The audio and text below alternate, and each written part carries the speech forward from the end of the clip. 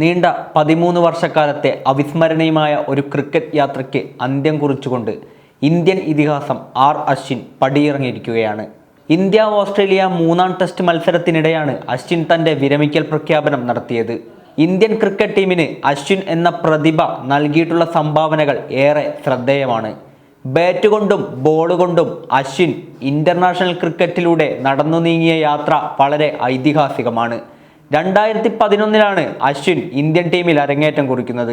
അതേ വർഷം തന്നെ ഇന്ത്യൻ മണ്ണിൽ നടന്ന ലോകകപ്പിൽ ഇന്ത്യൻ സ്പിൻ നിരയെ മുൻനിരയിൽ നയിച്ചതും അശ്വിൻ തന്നെയായിരുന്നു.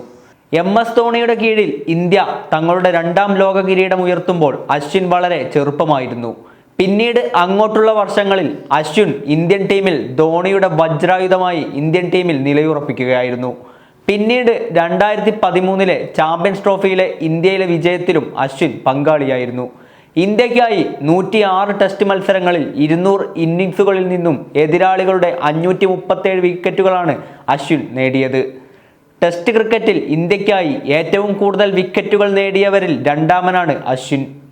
റെഡ് ബോൾ ക്രിക്കറ്റിൽ എണ്ണിയാൽ ഒടുങ്ങാത്ത ഒരു പിടി റെക്കോർഡ് നേട്ടങ്ങളും അശ്വിൻ തൻ്റെ പേരിലാക്കിയിട്ടുണ്ട്. മാത്രമല്ല, ടെസ്റ്റ് ക്രിക്കറ്റിൽ ബാറ്റ് കൊണ്ടും അശ്വിൻ മായാജാലം തീർത്തിട്ടുണ്ട്. 6 സെഞ്ചുറികളാണ് അശ്വിൻ ടെസ്റ്റിൽ അടിച്ചെടുത്തത്. 14 50യും അശ്വിൻ റെഡ് ബോൾ ക്രിക്കറ്റിൽ നേടി. ടെസ്റ്റിൽ ഇന്ത്യക്കായി 106 മത്സരങ്ങളിൽ നിന്നും 3503 റൺസും അശ്വിൻ്റെ ബാറ്റിൽ നിന്നും പിറവിയെടുത്തു.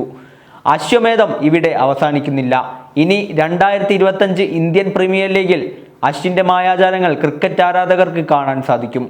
നീണ്ട വർഷക്കാലങ്ങൾക്ക് ശേഷം തൻ്റെ ജന്മനാടായ ചെന്നൈക്ക് വേണ്ടിയാണ് അശ്വിൻ 2025 കളിക്കുക. നവംബർ മാസത്തിൽ കഴിഞ്ഞ ലേലത്തിൽ 9 കോടിക്കായിരുന്നു അശ്വിനെ ചെന്നൈ തങ്ങളുടെ തട്ടകത്തിലെത്തിച്ചത്. രാജസ്ഥാൻ റോയൽസിൽ നിന്നുമാണ് അശ്വിൻ ഇത്തവണ ചെന്നൈക്ക് വേണ്ടി കളിക്കാനെത്തുന്നത്.